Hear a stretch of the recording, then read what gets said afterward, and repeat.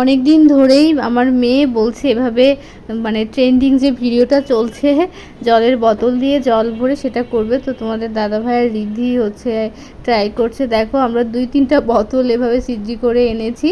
তো যাই হোক, ওই যে খেলা করছে। পরে লাস্টে একটা ভিডিও হয়েছিল, তারপরে আমরা এখানে ঘুড়ি উড়ালাম। এই ঘুড়িটা তোমাদের দাদাভাই দেখেছো তো, হাতে বানিয়েছে। তো ঘুড়িটা আজকে এত বেশি বাতাস ছিল, কি বলবো, এই দিনে মানে যেদিন ঘুড়িটা উড়িয়েছি খুব বাতাস ছিল। তো এই কারণে বেশি একটা কষ্ট হয় নাই, খুব সহজে ঘুড়িটা আমরা উড়িয়ে ফেলতে পেরেছি আর কি। ভালো লাগছে, ঘুড়ি উড়ালে ছোটোবেলায় ফিরে যায় আর কি, ভীষণ ভালো লাগে। তো অবশ্য আমি ছোটোবেলায় অত বেশি ঘুড়ি উড়াইনি, আমার মেয়েও দেখো ঘুড়ি উড়াচ্ছে। আমি চাই যে ও সব কিছুই শিখুক, মানে ওর ছোটোবেলাটা এভাবে যেন নষ্ট না হয়ে যায়, কারণ এমনিতেই তো ওইভাবে ও খেলাধুলা করতে পারে না, মানে একা একাই থাকে। তো এই কারণে আজকে ছাদে নিয়ে আসলাম, খুব আনন্দ পাচ্ছে। অনেক দিন হয়েছে ঠিকঠাক বাইরে কোথাও যায় না, ঘরের ভিতরেই আমরা থাকি এই আর কি। আগে যেরকম প্রত্যেক সপ্তাহে একদিন করে বাইরে যেতাম, এখন এটা তেমন একটা হয় না বললেই চলে।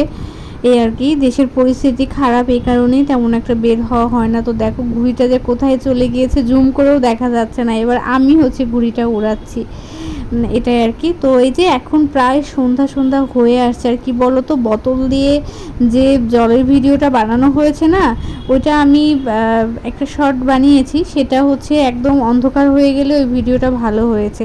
তারপরে বাসায় আসার পরে না একটু পাতলা মাছের ঝোল রান্না করবো, এই কারণে কয়েক পিস ফ্রিজে মাছ ছিল, সেটা ভাজা করলাম, ভাজা করে উঠিয়ে রেখেছি। আর আলু দেখো, 2টা আলু এভাবে কেটে নিয়েছি, আলুটা ভেজে নিব। ফোড়নে দিয়েছি জিরা, এখানে মশলা করে নিয়েছি, সব ধরনের মশলাই দিয়েছি, আদা জিরা, তারপরে মানে কাঁচা লঙ্কাই দিয়েছি, মানে কাঁচা লঙ্কায় লাল হয়ে গিয়েছে সেই লাল লঙ্কাটা দিয়েছি আর কি, তাহলে কালারটা একটু ভালো আসবে, এই আর কি।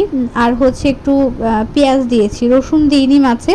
তো এটা যে মশলা দিয়ে একটু সুন্দর করে কষিয়ে নেব, খুব ভালো করে কষিয়ে তারপরে আলু দিয়ে যেভাবে মাছের ঝোল রান্না করে সেভাবেই আর কি রান্না করব। এরকম মাছের ঝোল খেতে কিন্তু ভালোই লাগে। আর কি বলো তো, অন্যান্য মাছ কিনতে হবে, ফ্রিজে রুই মাছই ছিল, রুই মাছটা শেষ হলে তোমাদের দাদাভাই আবার মাছ বাজারে যাবে।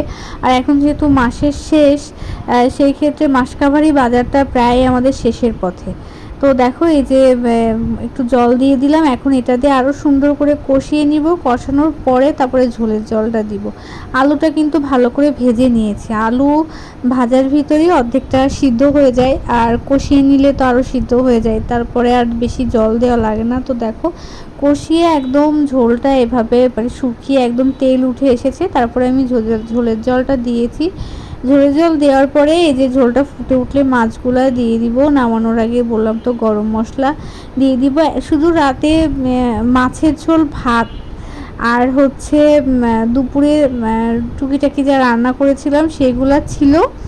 আজকে দুপুরে মাছ রান্না করিনি, ডাল আছে আর ভাজি করেছিলাম, আর এখন এই যে মাছ রান্না করছি, তো এটা দিয়েই হয়ে যাবে। তো দেখো ঝোলটা ফুটে উঠেছে, আর এই যে মাছগুলো দিয়ে দিচ্ছি। তবে মাছের ঝোলটা কিন্তু খেতে দারুণ হয়েছিল।